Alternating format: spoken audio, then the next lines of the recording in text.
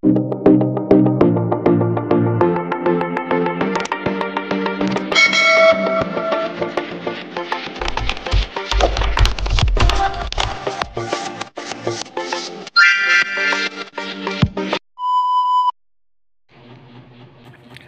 ka bang kagalit?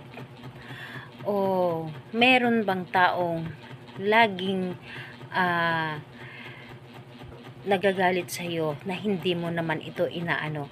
Gusto mo ba na malasin siya sa buhay niya?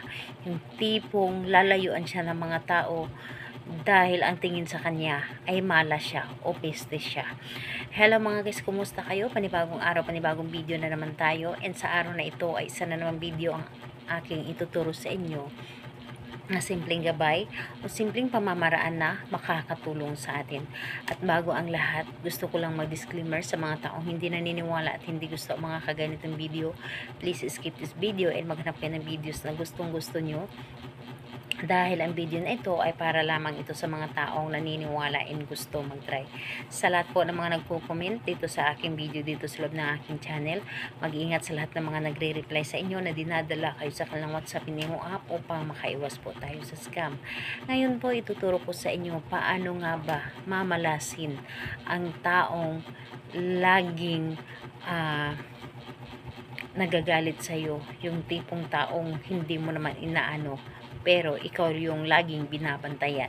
So dito po is kailangan natin ng ating gagamitin. So kailangan mo maghanda dito ng kandila, pero hindi po pink na kandila. So wala kasi akong puti ngayon. Maghanda kayo ng puti or di kay itim na kandila. Kung gusto niyo na mas worse pa yung mangyayari sa kanya, itim na kandila. Pero kung gusto mo na mild lang, so pwede po yung puti. So puting kandila yung bago, and kailangan natin dito ng karayom or di kaya pin. Kailangan din natin dito ng posporo o di kaya lighter. So kailangan din natin dito ng baso na may lamang tubig, and kailangan din natin dito ng sili na maanghang. So yun lamang ang dapat nating ihanda. So, ngayon kapag ready na yung mga sinabi ko na ating gagamitin, kailangan na alam mo sa iyong sarili na gustong-gusto mo itong gawin dahil gusto mo siya na malasin siya, and ayun po, yung gawing miserable yung buhay niya, and kailangan na naniniwala ka sa inyong dapat na gawin. So, ngayon kapag ready ka na, pwede mo na itong simulan. So, una ang gagawin mo dito sa kandila. So, isulat mo dito yung pangalan niya at apelyido gamit ang pin or di kaya karayom.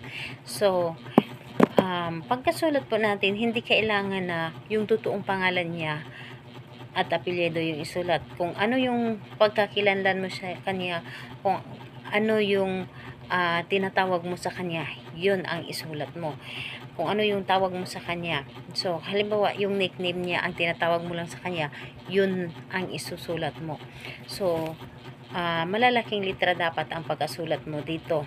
So, kapag naisulat nyo na dito sa kandila yung pangalan niya, yung nickname niya, kung paano mo siya tatawagin, sindihan mo or di kaya ang kandila na ito ay ilagay mo dito sa loob ng baso na may lamang tubig.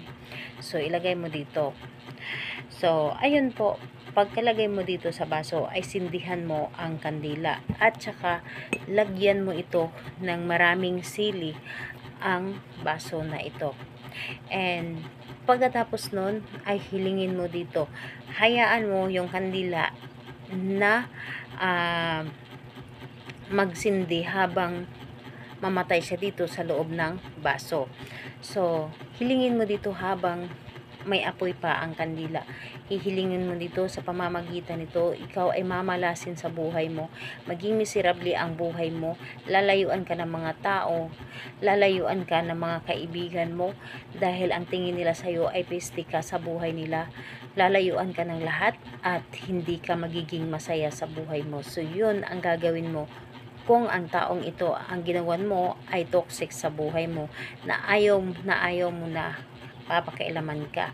So, ayun po, siguraduhin lang din po na ang taong ginawan mo nito ay talagang toxic sa buhay mo at laging pinapakialaman ang buhay mo. So, ayun po, gawin ito sa araw ng Tuesday or di kaya Friday.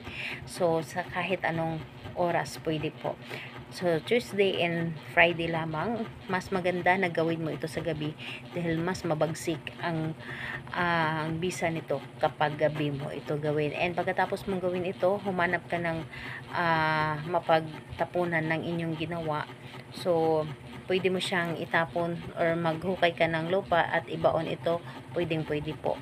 So, ayun po, salamat po sa inyo. Bye bye everyone. God bless us all.